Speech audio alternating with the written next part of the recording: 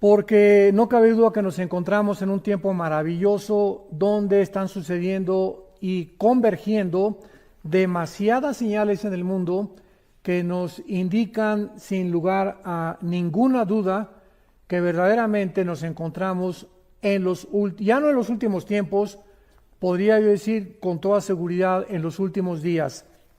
Por ejemplo, cuando Jesús resucitó de los muertos, los discípulos recordaron, ¿verdad?, que Jesús había profetizado de su resurrección. Dice en el Evangelio de Juan capítulo 2, versículo 22, por tanto, cuando resucitó de entre los muertos, sus discípulos se acordaron que había dicho esto y creyeron la escritura y la palabra que Jesús había dicho. Entonces, aunque ya habían creído en la salvación, o sea, los discípulos ya tenían la salvación, ahora podían confirmar que al ver las profecías cumplidas podía llevarlos a un nivel mucho más profundo de su fe. Y esta es la razón por la cual Dios nos ha dejado en la Biblia estas profecías, para que no cabe duda que muchos de ustedes que nos escuchan ya tienen su salvación, ya estamos bautizados con el Espíritu Santo, regenerados y sellados con el Espíritu Santo. Sin embargo, mientras más avanza el mundo en el conocimiento y mientras más nos acercamos a la segunda venida del Señor Jesucristo, más señales están convergiendo al mismo tiempo, indicándonos realmente que sí nos encontramos en esta última generación. Y por lo menos Jesucristo estableció la misma verdad varias veces. Por ejemplo, en Juan capítulo 13, versículo 19, dijo Jesús: desde ahora se los digo antes que suceda, para que cuando suceda crean que yo soy. Vemos otra vez el énfasis de Jesús en las profecías. Les estoy contando algo que va a suceder, para que cuando suceda ustedes se recuerden que yo se los dije, y en ese momento ustedes van a comprender que les dije la verdad y que yo soy el único que conozco el futuro. Pero también encontramos otra parecida en Juan capítulo 14, versículo 29. Ahora os lo he dicho antes, es Jesús hablando, antes de que suceda, para que cuando suceda, creáis. Otra vez Jesús nos muestra que las profecías son con el propósito principal de que nosotros vamos a ver el cumplimiento y nuestra fe va a estar mucho más profunda. Y finalmente en Juan 16, versículo 4, Jesús dijo: mas os he dicho estas cosas para que cuando llegue la hora se acuerden de que ya lo había yo dicho. Esto no os lo dije al principio, porque yo estaba con ustedes. Vemos entonces el énfasis de Jesucristo insistiendo en que pongamos atención a las profecías, porque esto va, repito e insisto, a profundizar nuestra fe y además podamos nosotros tener la evidencia completa de que pues no necesitamos milagros, ver que algún rayo caiga del cielo, que algún paralítico se levante una silla de ruedas para que podamos creer. Básicamente las profecías son suficientes para que podamos nosotros tener la palabra profética más segura. Muy bien, ahora vemos nosotros que estas increíbles profecías cumplidas es una de las más grandes manifestaciones y pruebas de que Dios existe y de que la obra de Dios a través de la historia y a través de todos los eventos que están sucediendo son reales y profetizados con siglos de anticipación. Veamos, por ejemplo, en el libro de Isaías capítulo 44, que Dios estableció a través de este profeta una evidencia absoluta para que también pudiéramos nosotros creer, los que estamos en el siglo XXI, realmente que las profecías de Dios son completamente sin ninguna equivocación y se cumplen al 100%. Dice Isaías 44, versículos 6 al 8, escrita hace 2700 años, o sea, 700 años antes de que Jesucristo viniera al mundo. Y dice así, Isaías 44, del 6 al 8. Así dice Jehová, Rey de Israel, y su Redentor, Jehová de los ejércitos. Yo soy el primero, y yo soy el postrero, y fuera de mí no hay Dios. Aquí el profeta Isaías está hablándonos acerca de la eternidad de Dios y del principio y el final con el cual encontramos nosotros en la Biblia declarado todos los acontecimientos desde la creación del universo hasta el final de la historia humana. Cuando Dios dice, yo soy el primero, nos está mostrando que Él es el único que conoce el principio, porque la ciencia jamás podrá averiguar cuándo tuvo inicio el universo, cuál es el origen de la humanidad. Esto la ciencia nunca lo podrá comprobar, porque para que sea científico tiene que ser repetitivo. Entonces, cuando Dios dice yo soy el primero, Él es el que puede en la Biblia mostrarnos cuál fue el inicio tanto de la creación del universo como también la creación de nosotros, de los ángeles y de todo lo que existe. Y cuando dice Dios, y yo al mismo tiempo soy el último o el postrero, ¿qué nos está queriendo decir? Que si Él es el primero y Él es el último, nosotros nos encontramos en medio.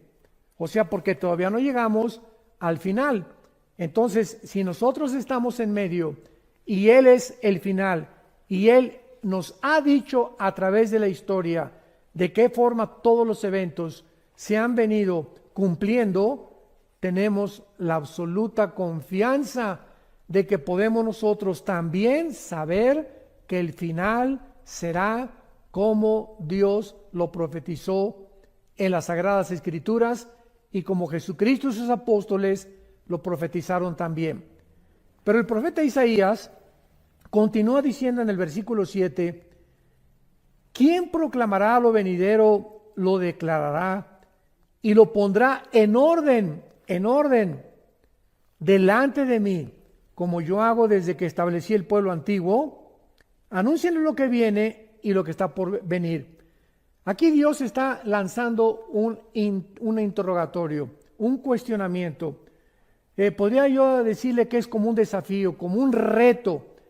Y está preguntándoles a todos los falsos profetas que han surgido a través de la historia, ¿quién puede realmente proclamar el futuro con la exactitud del 100% de las profecías cumplidas como las que están en la Biblia? ¿Quién? Nadie en la historia. Que las profecías de Nostradamus y las profecías de Mahoma, etcétera, etcétera, nos damos cuenta que las de Nostradamus se cumplieron en un 30-40% y las otras 60-70% fracasaron. El único que realmente puede conocer el futuro es Dios. De ahí esta interrogante, y continúa diciendo, ¿quién podrá proclamar lo venidero, lo declarará y lo pondrá en orden delante de mí, como hago yo desde que establecí el pueblo antiguo? ¿Qué quiere Dios decirnos con esta pregunta?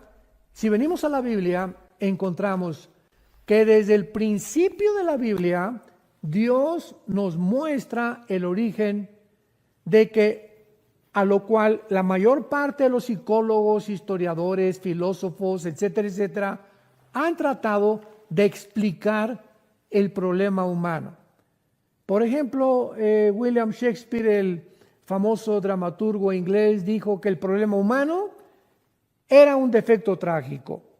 Carlos Marx postuló su famosa teoría de clases o lucha de clases, que si la clase del proletariado derriba a la clase burguesa, la sociedad va a vivir en paz, y es el problema por el cual el ser humano tiene tanta maldad.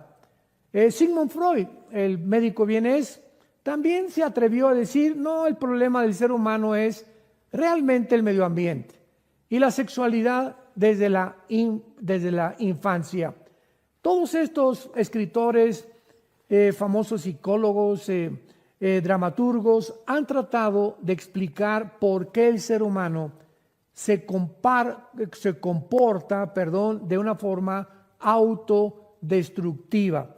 ¿Por qué el ser humano hace lo que hace cuando está atentando contra su propia salud, su propia familia y contra su propio medio ambiente?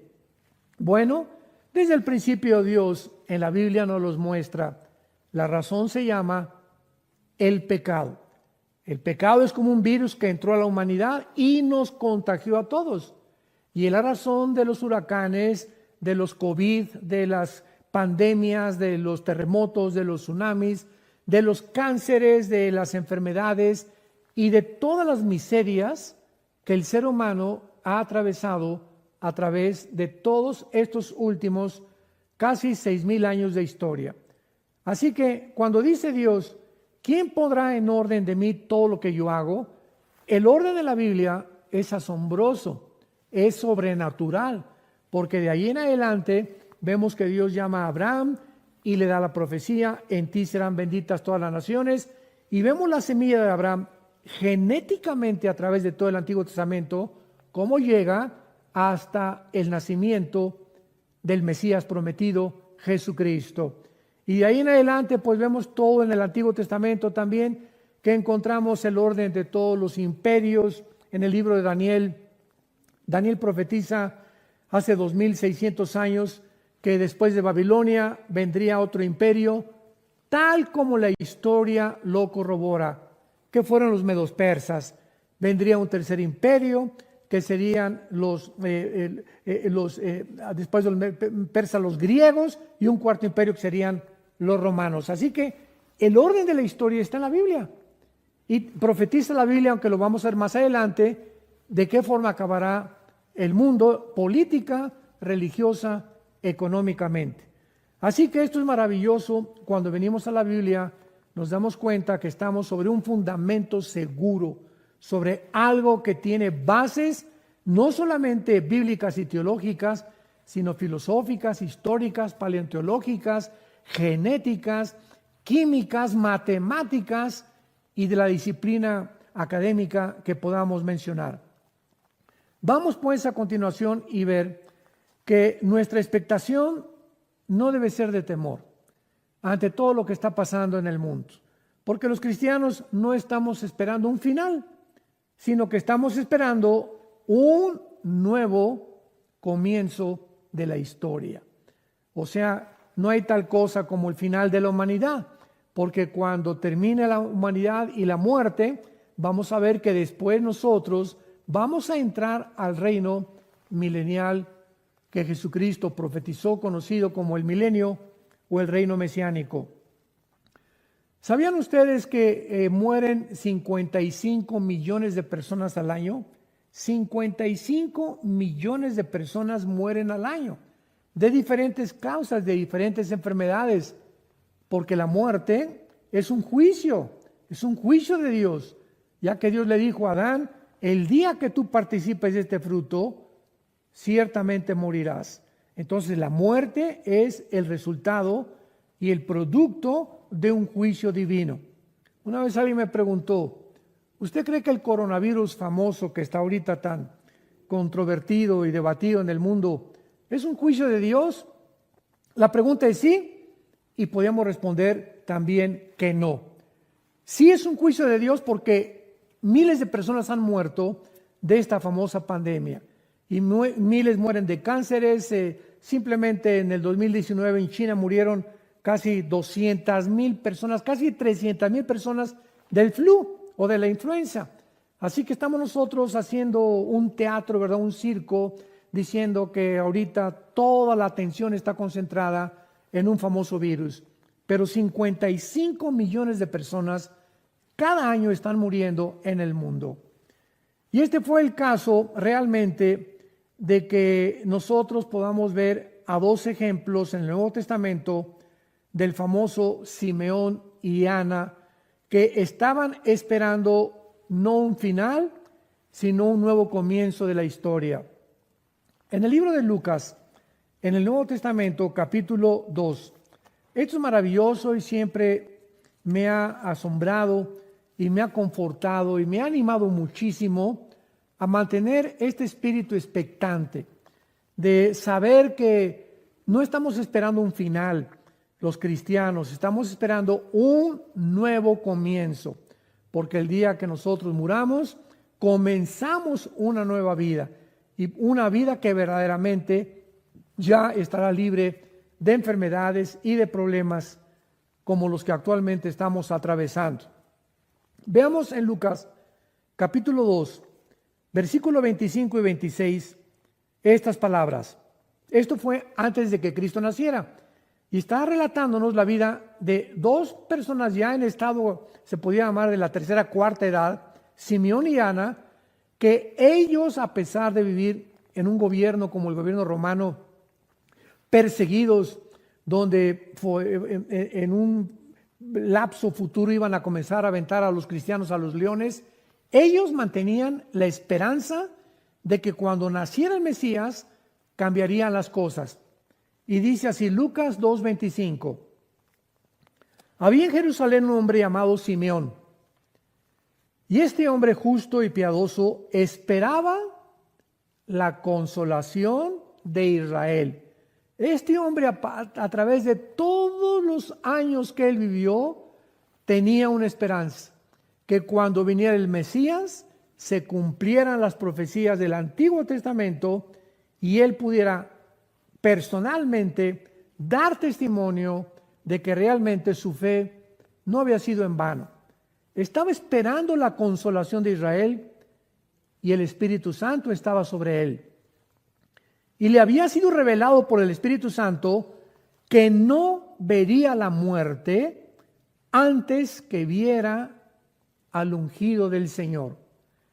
Y movido por el Espíritu, vino al templo, y cuando los padres del niño Jesús le trajeron al templo para hacer por él conforme al rito de la ley, él lo tomó en sus brazos y bendijo a Dios diciendo, me voy a detener aquí.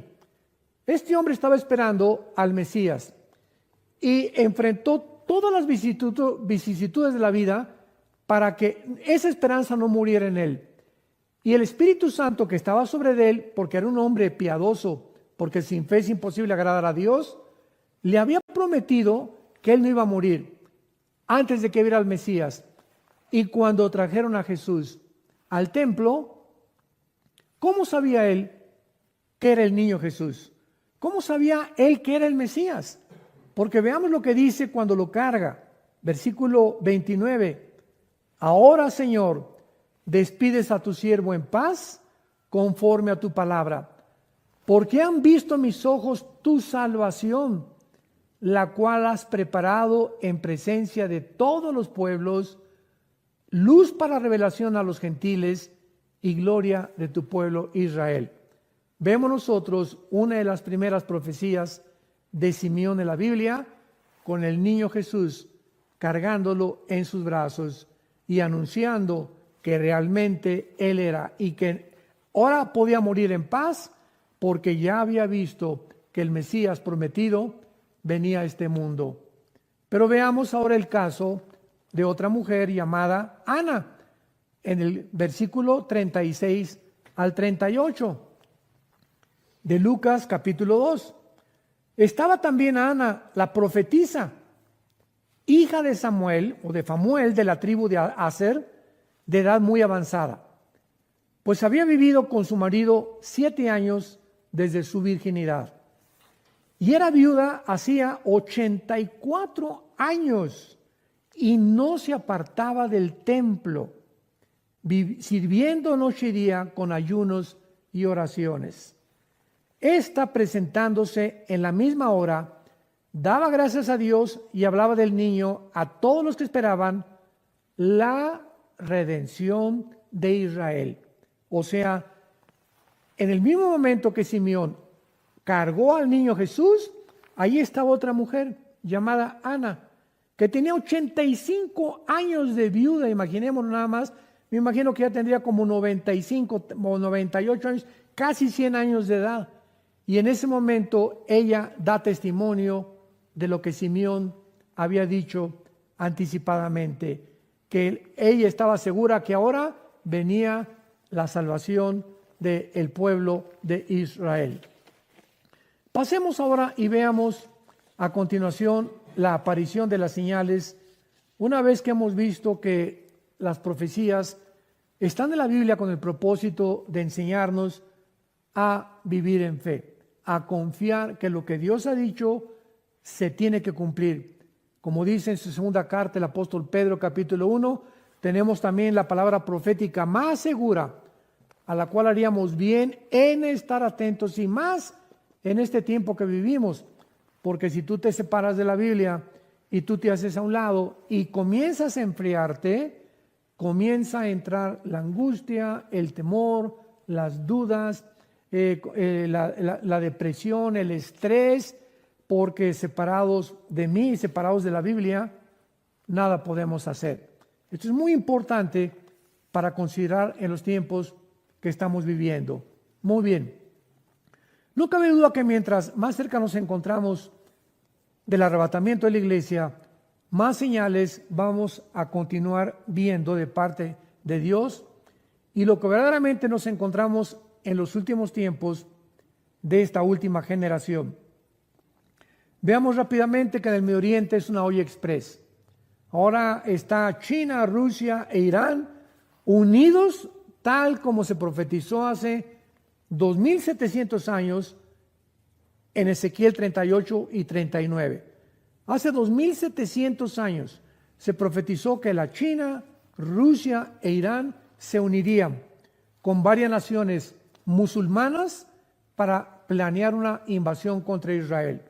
Entonces vemos que también se levanta Turquía con el presidente Erdogan amenazando a Israel hace algunos meses, diciendo que él no va a permitir que más naciones árabes se unan actualmente, como ya lo hicieron los Emiratos Árabes Unidos, Bahrein, Sudán y últimamente la nación de Marruecos, que está, ¿verdad?, al sur de España, en el norte de África.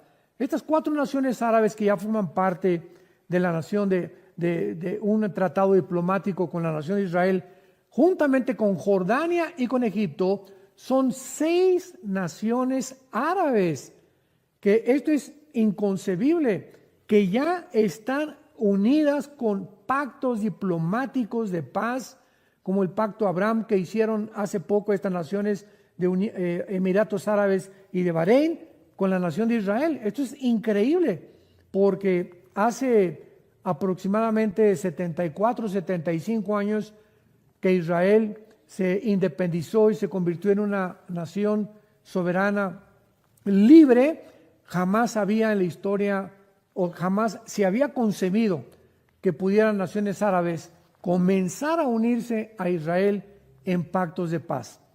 Entonces, estamos realmente en un mundo donde las profecías están convergiendo rápidamente. Europa, ¿qué podemos decir de Europa?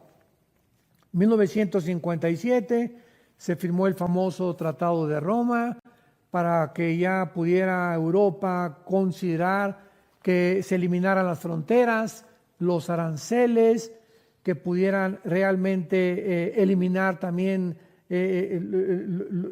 los impuestos y que pudieran tener un solo ejército, una sola moneda, un solo gobierno. Y poco a poco, hasta el siglo XXI que nos encontramos, se han reunido casi 29 naciones. Inglaterra se acaba de separar con el famoso Brexit de Europa porque quiere mantener la libra esterlina, su nacionalidad, su independencia. No quieren seguirle pagando impuestos a la Comunidad Europea o a la Unión Europea, y Europa se está hundiendo económicamente. Actualmente sobreviven nada más Alemania y Francia. Y Francia también, ¿verdad?, con grandes trabajos, agarrada de Alemania para no hundirse. Vemos el hundimiento de España, de Portugal, de Italia y de Grecia, donde estas 4 naciones ya ni el Fondo Monetario Internacional ni el Banco Mundial ya pueden sostenerles ni ayudarles a poder levantarse. Y le agregamos el famoso coronavirus. Pues ahora con el coronavirus, pues ya es un confinamiento en España que ha llegado a un totalitarismo dictatorial, con unas arbitrariedades que están viendo ya casi en todas las naciones del mundo. Ahora vemos nosotros que las personas de edad, porque Europa es un continente de personas de la tercera, cuarta edad. La mayor parte de los europeos ya no quieren tener hijos. Entonces es un continente viejo. ¿Y qué va a pasar con este continente viejo? Ahora con el coronavirus, donde ya están muriendo todos los de la tercera, cuarta edad, y si no se están muriendo, los están matando, como lo hicieron en la Toscana, al norte de Italia, cuando comenzó esta pandemia. ¿Qué va a pasar? Bueno, es muy fácil de poder discernir. Saben ustedes que Grecia y Italia y algunas naciones como Alemania y Francia abrieron sus fronteras a todos los refugiados que venían del Medio Oriente. Todos los refugiados de Siria, de Irak, han entrado por Grecia, han entrado por Italia, han comenzado a entrar a todas las naciones. Simplemente hay más de 40, 50 mil refugiados en cada una de estas naciones que acabamos de mencionar. ¿Y qué va a suceder? Bueno, pues los musulmanes se reproducen al 7 por 1. ¿Qué quiero decir? Que por cada europeo que nace, nacen 7 musulmanes. Con esto podemos nosotros deducir que en 8 años, para el año 2027-2028, Europa será un continente musulmán, controlado por los musulmanes y por la ley de los musulmanes, y vamos a ver que las profecías bíblicas se van a cumplir, porque tal vez el anticristo tendrá raíces musulmanas, ya que provendrá de alguna nación o de Siria o de Irak.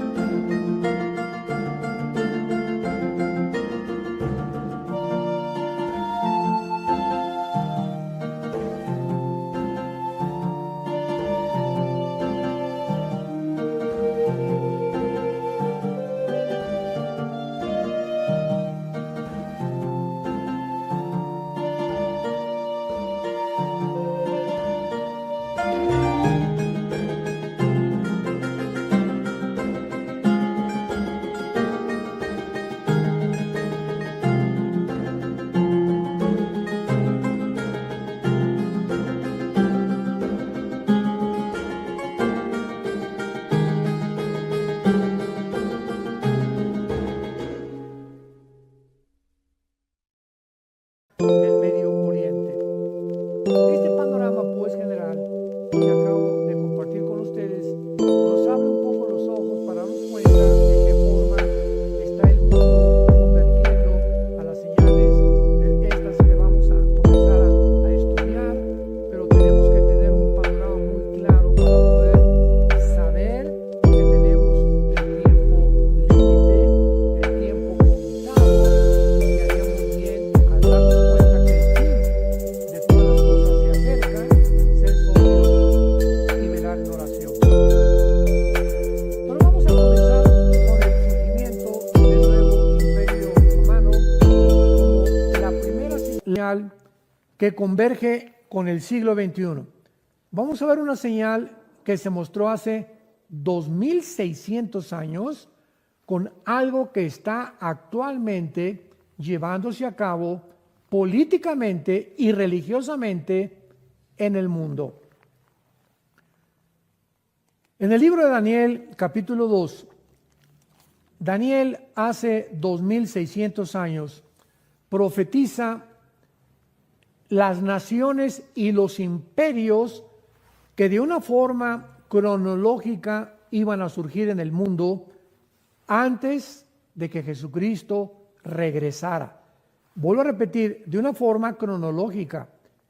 Nos acordamos de la profecía de Isaías 44, que dice Dios: ¿quién pondrá en orden las cosas de la historia como lo hago yo desde que establecí el pueblo antiguo? Pues vamos a ver que Daniel nos complementa y nos demuestra que Dios es el Dios de la historia, el Dios del tiempo, el Dios de la Biblia. En el capítulo 2 del libro de Daniel, Daniel revela el sueño al rey Nabucodonosor. Y el rey Nabucodonosor había tenido un sueño de una gran estatua que estaba formada por la cabeza de oro, los brazos y el pecho de plata, el vientre de bronce, las piernas de hierro y los pies mezclados de hierro con barro. El rey Nabucodonosor no pudo interpretar este sueño. Estaba perturbadísimo. ¿Qué quería este sueño decir? Y le habló a los astrólogos, le habló a los magos, nadie pudo revelarle el sueño. Daniel se puso a orar, capítulo 2 de Daniel, y el Dios de la Biblia le revela a Daniel la revelación y le explica las siguientes palabras. La cabeza de oro es el imperio babilónico, donde Daniel se encontraba en ese momento sirviendo. El brazo y el pecho de plata es el reino de los medos y los persas, que vinieron exactamente después de el imperio babilónico. El vientre de bronce, le dice el ángel a Daniel, es el imperio que sigue, que de acuerdo a la historia fueron los medos y los persas. Y el cuarto imperio, que tenía las piernas de hierro, es el imperio romano, tal como la historia lo confirma y lo corrobora. En ese mismo orden aparecieron los últimos imperios de la antigüedad. Sin embargo, los pies de la estatua estaban mezclados de hierro con barro. Y en ese momento Dios le dice a Daniel y le revela que estos 10 dedos de la estatua del sueño que tuvo Nabucodonosor, escuchemos con mucha atención lo siguiente, revelan el último gobierno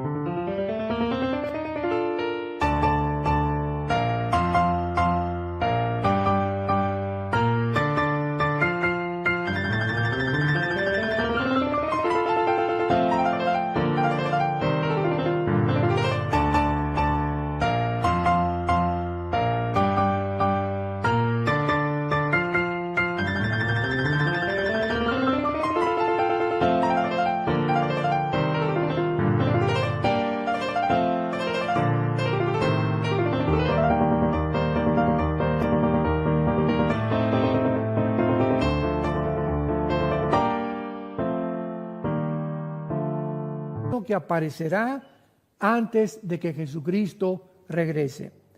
Pongamos atención. Estos 10 dedos de la estatua es la revelación final de que antes de que Cristo venga se formarán 10 naciones. Los 10 dedos representan 10 gobiernos, que en el capítulo 7 representan 10 cuernos, y en el capítulo 17 del libro Apocalipsis el Espíritu Santo revela y explica que los 10 cuernos son los 10 naciones que el anticristo comenzará a gobernar y a través de las cuales gobernará la mayor parte del mundo entero. Pero veamos con detalle esta profecía en Daniel 2, versículo 42 en adelante. Y por ser los dedos de los pies en parte de hierro y en parte de barro cocido, el reino será en parte fuerte y en parte frágil. Así como viste el hierro mezclado con barro, se mezclarán por medio de alianzas humanas, pero no se unirán el uno con el otro, como el hierro no se mezcla con el barro. Y en los días de estos reyes, pongamos mucha atención, en los días de estos reyes, el Dios del cielo levantará un reino que no será jamás destruido. En los días cuando se formen estas 10 naciones, estos 10 gobiernos, en esos días es cuando Cristo regresará al mundo. Y dice a continuación, un reino que no será destruido, ni será el reino dejado a otro pueblo.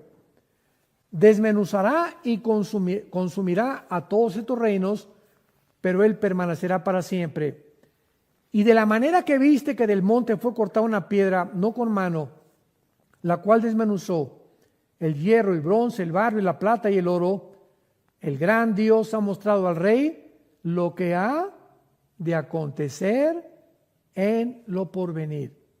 Esta profecía está relacionada con el futuro de la humanidad, con los últimos tiempos, que somos los tiempos que nosotros estamos viviendo. Dios te ha revelado lo que ha de acontecer en lo porvenir, y el sueño es verdadero y fiel su interpretación. Actualmente, para entrar en materia, el mundo se dirige a lo que se conoce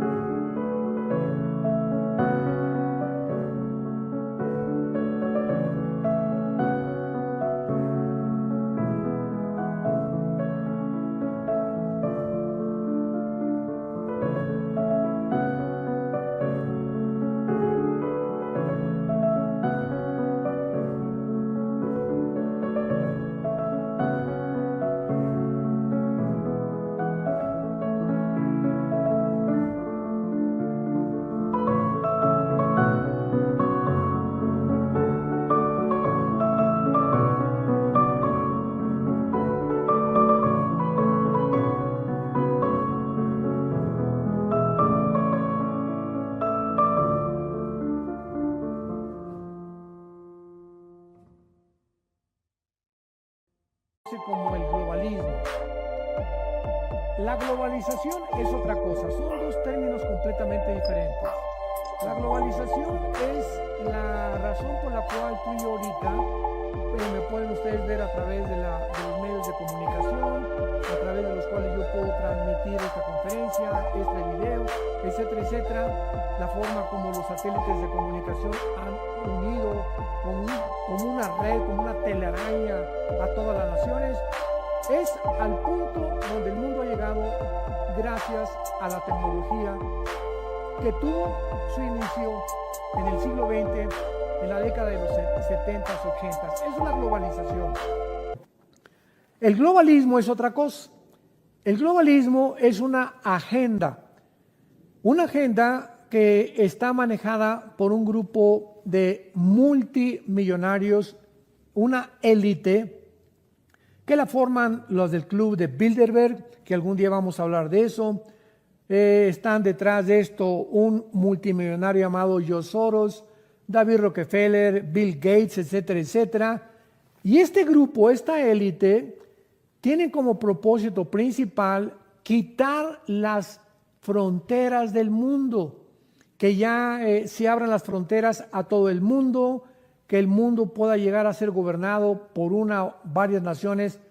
La Biblia dice que serán 10 naciones las que van a gobernar finalmente el mundo entero, que ya no haya leyes morales, que se permita el huracán que viene y el tsunami de inmoralidad, de la ideología de género, matrimonios gays, el movimiento LGTB, etcétera, etcétera. Este movimiento globalista tiene como propósito principal desbancar la familia cristiana, hacer a un lado y redefinir la familia y el matrimonio que tiene su fundamento en la Biblia y durante por 6,000 años ha sido entre un hombre, una mujer y los niños. Entonces, esta agenda global le interesa desbancar las religiones, los valores morales, para que finalmente sea el Estado el que pueda controlar a los seres humanos. Y de esta forma, ¿verdad? Mientras más pobreza, cuando nuestra lealtad ya no es a Dios, ni tampoco a Jesucristo, entonces el Estado quiere que la lealtad sea al Estado. Y la religión impide que nosotros tengamos una lealtad total al Estado. Por eso es que tiene que eliminar de alguna forma nuestra lealtad a Dios y acabar con todo aquello que represente a Dios. Esto es interesante porque la Biblia así lo profetizó, que así terminaría el mundo, donde dice en la segunda carta a los tesalonicenses, capítulo 2, el apóstol Pablo, que el anticristo se hará Dios, se adjudicará el título de Dios, donde nadie más que Él gobernará y donde Él será el que controlará finalmente. Él resurgirá a Europa, Él traerá soluciones para el medio ambiente, para la pobreza, para los virus. Va a ser un genio, va a ser un hombre dotado de poderes extraordinarios, sobrenaturales, que vendrán del propio Satanás. Y ahí es precisamente donde nos encontramos y donde también en el próximo estudio vamos a continuar compartiendo con ustedes las señales de los últimos tiempos.